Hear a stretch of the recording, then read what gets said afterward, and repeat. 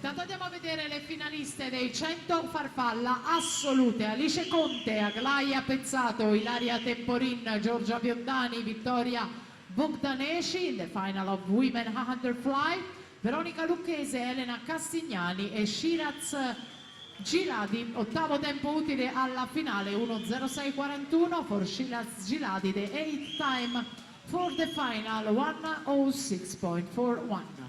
Testa a testa per la vittoria fra Rossi e Cerchier in questa batteria, con Arianna Rossi che chiude in 1:04.34, 8 centesimi in più per la Cerchier, 1:08.42.